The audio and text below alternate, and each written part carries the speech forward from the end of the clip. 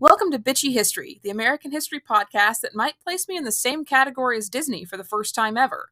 Not in net worth, but at least in how much Republicans hate me, and I'll take what I can get at this point.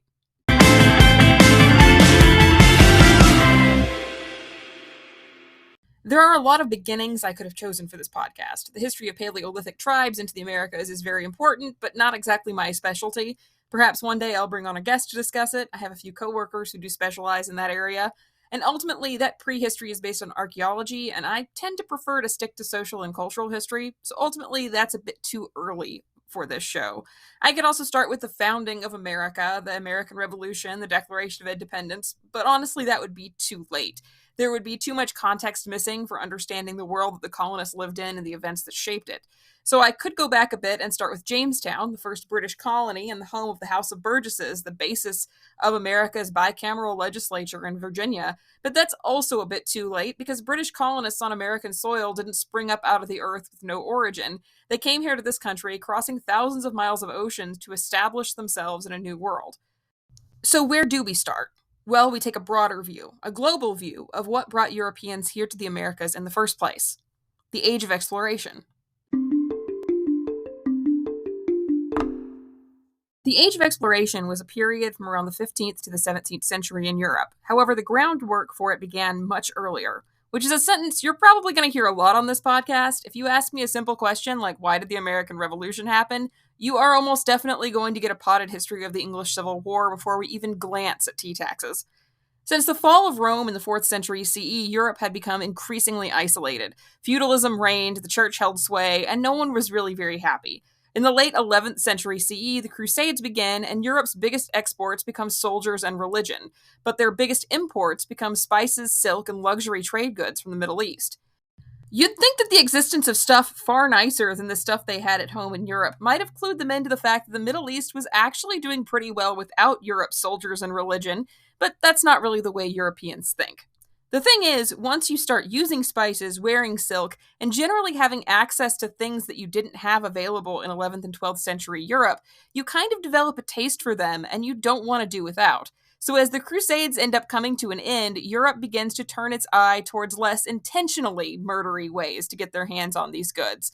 In the 13th century, new overland and oceanic routes are going to be found, and Italy, especially Venice, will become the hub of a major trading empire with the Middle East, dominating most of the trade between Europe and the East. The trade routes established by the Italians would become linked with those of the rest of the Mediterranean and eventually the Baltic and northern regions of Europe, creating the first networked global trade economy in Europe since the fall of Rome in the 4th century. During this period, we're going to see the beginnings of the modern commercial infrastructure, with double entry bookkeeping, joint stock companies, an international banking system and foreign exchange market, insurance, government debt, all the things that we think of today when we think of the modern economy. Florence will become the center of this financial industry, and the gold florin becomes the main currency of all international trade.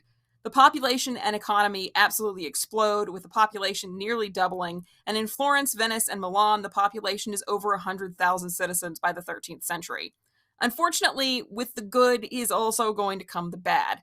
Major trade routes would become the highways needed to spread disease rapidly across Europe, which is why when we overlay a map of the spread of the Black Plague with a map of the Silk Road overland route and the maps of the ports of the 14th century in Europe, you'll notice a distinct similarity. These trade routes would allow the first sustained transmission of a pandemic between highly diverse and widespread populations. The Black Death would eventually kill more than 50 million in Europe between 1346 and 1352, or around a third to a half of the population. It also resulted in widespread social, economic, cultural, and religious changes across Europe. I won't delve too deep on this particular subject, because I want to have things to cover if I ever cover European history in this podcast. The amount of death during the plague means Europe now has a much smaller labor force. The supply of workers cannot meet the demand by employers, and as a result, wages of workers begin to increase. There's a veritable bidding war between business owners that need workers in both urban and rural areas, and survivors of the plague are going to end up with a much higher standard of living and far more disposable income than the generations before had. And before anyone gets any bright ideas, I know that my generation of millennials and every generation below me will probably never own a home or pay off their student loans, But this is not the answer. Just because after the Black Death people had more expendable income does not mean this is the answer to our modern problem, okay? So these changes, among several others, are a major part of launching the Renaissance in Europe, and one part of the Renaissance is the Age of Exploration. See, we eventually got to the Age of Exploration. Eventually. So, what does the hunt for Middle Eastern and Eastern trade routes and luxury goods have to do with the eventual discovery? Can you hear the finger quotes I'm using? Of the Americas? Surprisingly, a lot. To start this section, let me remind you that I am a historian, not a nautical engineer, so I am going to give you the most base level understanding of what the Age of Exploration did to nautical travel. Prior to this period, boats had been small, they were a lot more suited to traveling close to the coast where they could keep land in sight. Ships like galleys in the Mediterranean or the Nordic Drakkar also relied mainly on oars for propulsion, aided by a few square sails that could be used if the wind was in their favor.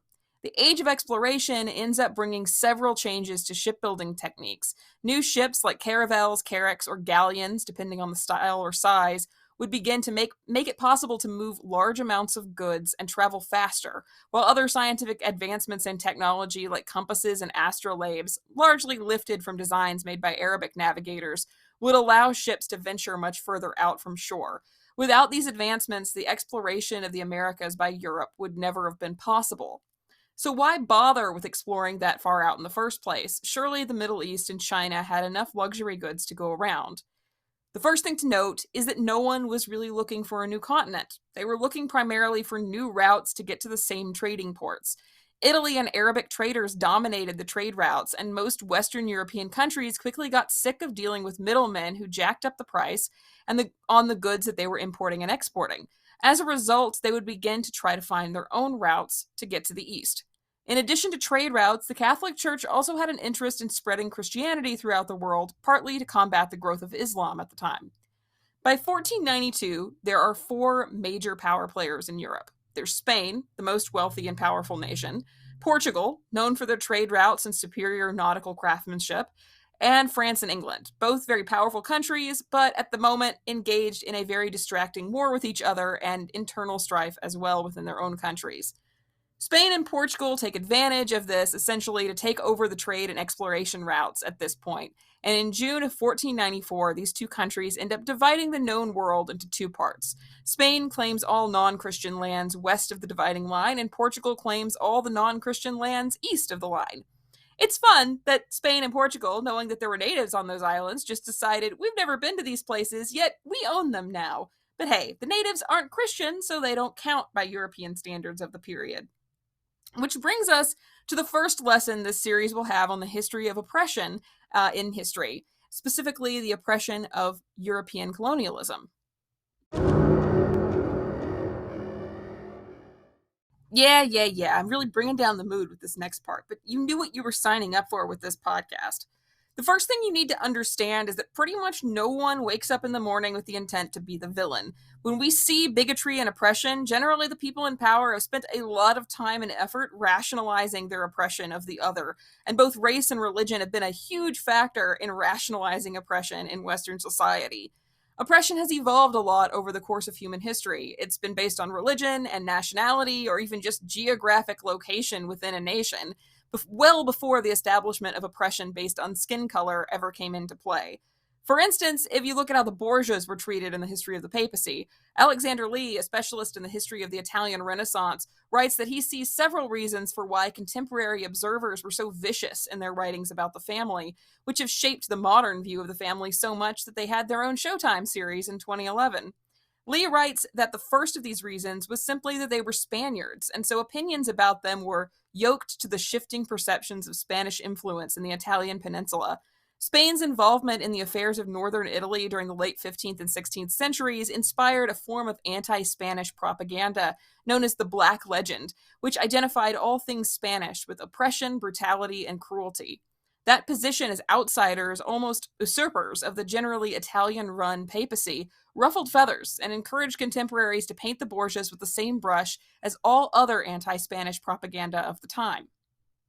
That's not to say the Borgias weren't terrible, but in context of the behaviors of many other popes before and after them, they weren't really the outliers that the writings of the time would have us believing either. They were demonized not for their behavior necessarily, but for their nationality. It's a bit like how Americans are always the target to anti tourist stereotypes when we know that tourists from every part of the world behave obnoxiously. But at least the Borgias were Catholic, so while they might have suffered anti Spanish propaganda, at least they were viewed as following the right God and being afforded the respect that came from that in Western Europe at the time. When you weren't Catholic, that's when the real trouble started, because that whole concept of freedom of religion and universal human rights wasn't really a thing at the time. If you weren't a Christian at the time that the age of exploration was really kicking off, you basically could count on having fewer legal and social protections than the average draft horse. And since the Protestant Reformation hadn't started yet, Catholicism was really the only game in town for Christianity. And we can see this in the signing of the Treaty of Tordesillas in 1494 that I mentioned earlier. This 15th century treaty was signed by only two signatories, Spain and Portugal, and it served to divide the New World of the Americas neatly between these two powers. Spain and Portugal divided the New World by drawing a north to south line of demarcation in the Atlantic Ocean, about 345 miles west of the Cape Verde Islands off the coast of northwestern Africa, which were then controlled by Portugal. All lands east of that line were claimed by Portugal, all lands west of that line were claimed by Spain. The treaty completely ignored the established communities that already existed in the Americas, neatly justifying it by stipulating that any lands with a Christian king would not be colonized. This means that unless the land was already claimed by a Christian ruler, i.e., another European, by the terms of their treaty, Spain and Portugal could claim practically any land they managed to conquer in the Americas.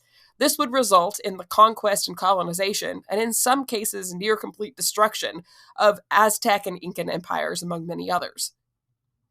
The issue of race is going to enter the chat eventually, of course, but it's much later in the discussion once there is again a need to justify a The issue of race is going to enter the chat eventually, because of course it is, but it's much later in the discussion, once there is again a need to justify oppression and enslavement, once the conversion process has actually begun to work and enough intermarriage and cultural mingling has begun to happen, especially in early Spanish colonies, where mixed marriages were not nearly as forbidden as they would become later in American history. Once they are Christian and suitably civilized to behave the way that Europeans wanted them to, the old methods of justifying the slave trade and colonization began to feel a little more ideologically shaky. The old religious discrimination isn't going to vanish, of course. It's just going to evolve in its own way, especially with Protestant versus Catholic bigotry, which features heavily in 18th and 19th century American history, but we'll get into that at another time. Thanks for tuning in to hear me bitch about history. Tune in next time for our first How Did We Get Here episode, where we'll be talking about the deeply rooted history and tradition of abortion in our nation, because Supreme Court Justice Alito definitely failed his American history class. Remember, you can find the link to my podcast, Discord, and my TikTok account, along with various other resources in my link tree, which should be in the description of this podcast.